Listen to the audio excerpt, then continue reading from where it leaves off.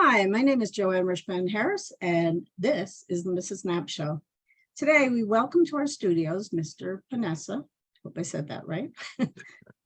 He's the founder of Nurses of One Incorporated. He started this organization to help out people in our medical community and that are often forgotten for the role that they play in people's healthcare. He and his organization want to help the nurses to help themselves when they become incapacitated because of illness or general disabilities. So welcome to our show. Thank you so much. I hope I got that correct. So may I call you Brian? Yeah, absolutely. Yeah, of course. Okay. So Brian, tell me in your own words what your organization is about and why you started in the first place. Good. So being a nurse for 7.5 years, I've really come accustomed to seeing the ins and outs of the industry. And when we look at the nursing industry as a whole, there's definitely been a spotlight that's been put on it during the pandemic. And when you kind of flip through the pages and you look at the industry, there's a lot of cracks and crumbles. And especially here in Nevada, we rank 48 out of 50 states when it comes to our healthcare. So I've just taken my talents above and beyond the hospital setting and making a name for Nurses of One Inc. that focuses on the retired, disabled, and terminally ill nurses. This is something that's never been done before. There's programs that have structure and some sort of backbone, like the Wounded Warrior Project for the military and their veterans. It's a great organization that's designed to help active duty members get back into the civilian life, whether it's, home buying, restructuring their mental capacity to get back into a civilian attitude and mindset. And think about those programs that we could implement into the nursing industry as well, because you have nurses that work 10, 15, 20 years. And once they leave a corporation setting, what programs are set up for them aftermath? A lot of the corporations are just like, goodbye, good luck. And it's sad to see that, because being a nurse, there's a lot of care and compassion and empathy and sacrifices that you put into your career that you deserve to have some sort of financial or mental or physical rehabilitation programs for this. Because again, if we look at the health industry as a whole, how do you decrease that number? I mean, our entertainment is number one. Las Vegas is known worldwide for that, but it's a 24/7, 365 industry. Well, why can't we shift our focus to another 24/7, 365 industry, which is our healthcare? Right. And if you focus on the nursing industry, those nurses work 24/7, 365 as well. So the similarities are there. It's just I need support from the city and the state to take this and go nationwide, because we can be that pivotal point for giving back to these types of nurses that have dedicated their lives. And again, nursing industry is a very physically demanding job as well as mentally. And I know the effects can be long-term. Yeah. And it's just, but why did you, you specifically chose nurses. Yeah. I think you kind of answered that question. Sure. Is it because they're largely ignored in terms of care for themselves? Is that why you felt sympathetic to your industry? It's a great question, Joanne. There's over 4.2 million nurses in the nation. And believe it or not, we outnumber the military 3-1. Oh, wow. And when you look at the types of programs that there are for the military, like federal credit unions and home buying incentives and discounts at local businesses, and also you have teacher federal credit unions, and you have home buying incentives for the teachers. Think about it like this too. Nurses, when you compare all first responders together, and again, my hat goes off to all first responders because they deserve the utmost respect, because they're the heartbeat of any city and our nation, if you will. Absolutely. The difference is this: nurses are the ones that are there from when babies take their first breath to when patients take their last breath. Think about that. And all the moments that people are vulnerable in between. Because no one likes to go to a hospital. No one likes to go to an ER quick care, because you're vulnerable. You're sick and you don't know what to do. Well, I'd rather have that nurse be your advocate and be healthier, happier, and when we start to implement these programs here in Las Vegas, you start from the beginning, because Right. that's how you show the value of the longevity of the career. Start with students to start recruiting more people into the nursing industry as well at a younger age. Average age of a nurse right now is 49 and a half. Wow, that's pretty low. High. Yeah. That's pretty high. So at this time, like, how many people represent your organization? And do you feel like, what kind of activities are you planning to raise money for your nonprofit? Because it is a nonprofit, actually, right? Right, correct. Yeah. Right, Joanne, you're looking at it.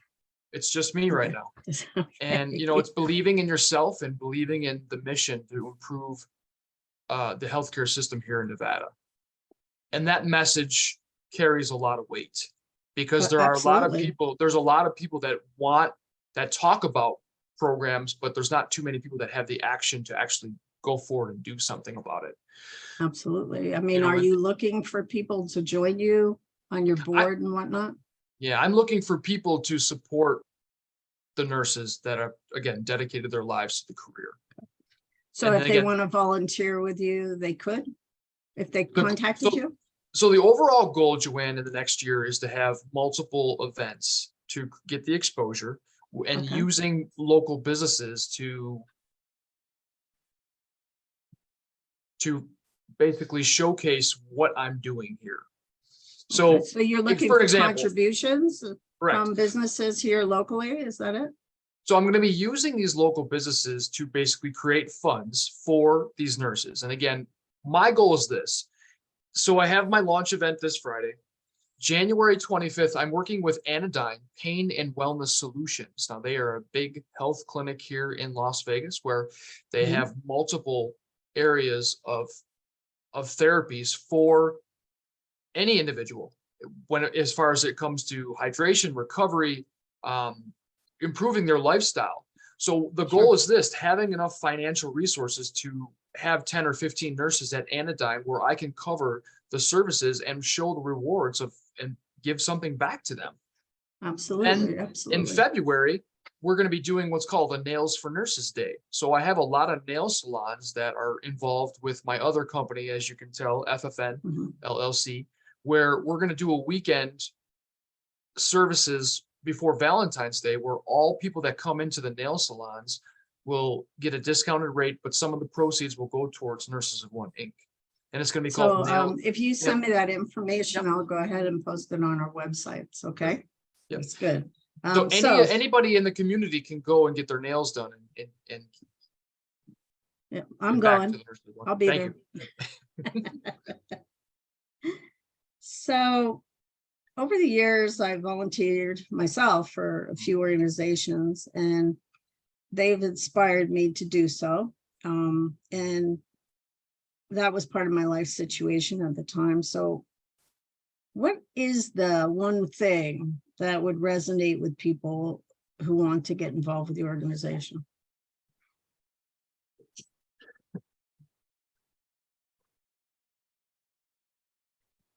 Just one I word, believe, maybe. yeah, I believe, Joanne. I mean, think of like this. It's like this. There's no reason why someone should go to a different state to have healthcare, Right. especially living in Nevada.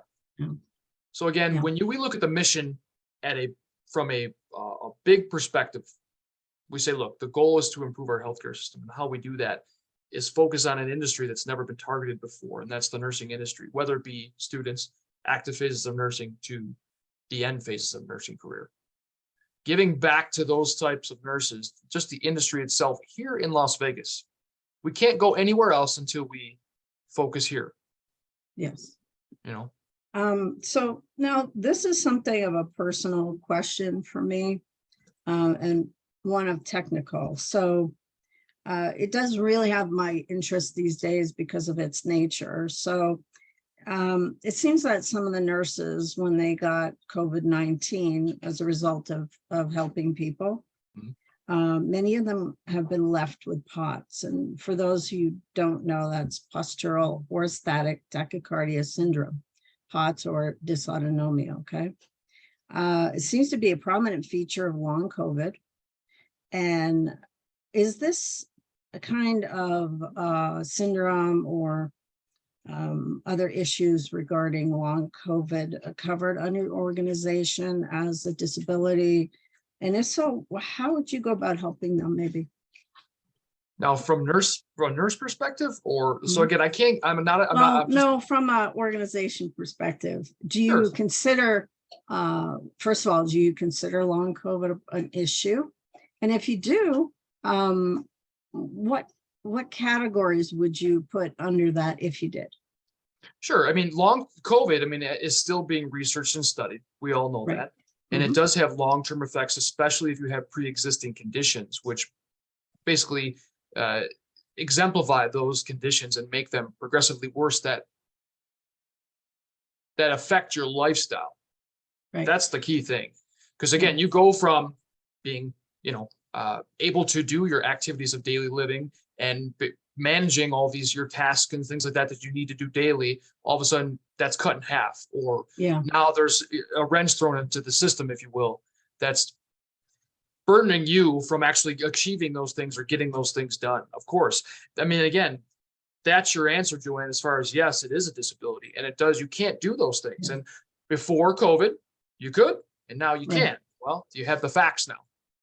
Well, yeah, I mean, I have a video on my website regarding long COVID, and one of the people that is featured on that video is a nurse, and she said before she had COVID, she didn't have blood pooling, which is part of the problem of POTS. She didn't feel like she was going to pass out all the time, also a result of POTS. And, I just thinking when I hear other people saying that, and not just nurses, but I'm sure there's a large majority of nurses who are having the same issues. And it's kind of hard to be on your feet all day if that's happening, right? Right. Yeah. I mean, if you can't breathe, you can't work. Right. Exactly. Or if your limb is. So in the future, like you did talk about some fundraising that you're already doing. So could people maybe raise money for you, like through Amazon Smile, for example, or are you maybe even thinking about a walk to do or anything like that? Sure. I mean, in the future, I have a motorcycle rally or ride, if you will. I'm a big motorcycle guy. I have a big Indian motorcycle. I've been riding since I was about 12. Okay. But yeah, I mean, think about it like this. There's always military rides that they have for fundraisers for the military, of course. But what about the police and the nursing industry together, coming together and doing a ride and having it at a barbecue restaurant and having a band there? So basically you could call it, bikes, bands, and barbecue. And we could have a weekend thing where we could do a ride starting, let's just say at the Rockstar Bar and finishing up downtown at, Soul Belly Barbecue or Huddle Brewery. Those are the types of ideas of what I can do.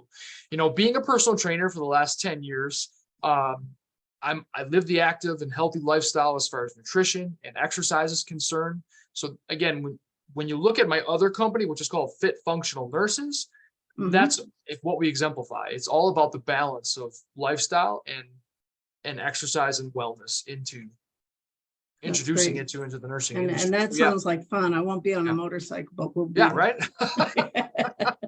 So you did talk about expanding your organization nationwide. So right now you're just limiting to Las Vegas, because if somebody wants to contact you, can they contact you to possibly have a satellite office in their area for your company? Of course, yes, of course. For your organization. Okay. Yeah. So Joanne, in the next decade, right now, it's predicted that there's over 550,000 nurses to 1 million nurses that are going to actually retire or leave the nursing industry in the next decade. So this is just not something that's happening here in Las Vegas. This is definitely, turn your TV on or look at the internet. There's nursing shortages everywhere. Yeah, I know I'm a part of a group on Facebook of nurses because, because of what I do. And, some of the chatter in there is very depressing, actually. A lot of people want to get out, and we need to start treating our nurses better. Absolutely. They deserve our attention because without them, we're kind of lost. So I think it's very important. So honestly, I do think you're doing a noble thing by opening up nonprofit. For our listeners, the name of the organization is www.nursesofone.org. And they are located here in Las Vegas, Nevada. You can reach out to them for information on applying as a nurse or to donate as well at, I'm going to give them your phone number at Sure, yeah. 716-514-6730. We'll post all this on my website, or email them at ffn@nurseofone. It's nurse, right? Not nurses. Nurses of One. Oh, Yep. nursesofone.org. Okay. Yep. So Brian, I want to thank you for being on our show, and maybe we can follow up with you at the end of the year. That would be great. Yep. You can also ask us about Brian, get in touch with him. As always, the show is for educational and informational purposes only. I'm not a medical professional, even though Brian is, but we suggest you call 911 if you have an emergency or the number in your area or country, right? Right, right. So for more shows, please visit us at Facebook at Advice Dear Mrs. Knapp, or on our website where you can sign up for our newsletter and receive a free provider e-booklet. This e-booklet will help you to go to your yearly visit. It's just a simple little download, and you could take it and write down your medications and such. Our website is www.bluebirdhealthadvocates.com. Wishing you all a sunny day until our next episode. My name is Joanne Rishpan Harris, signing off for the Mrs. Knapp Show. Thank you, Brian.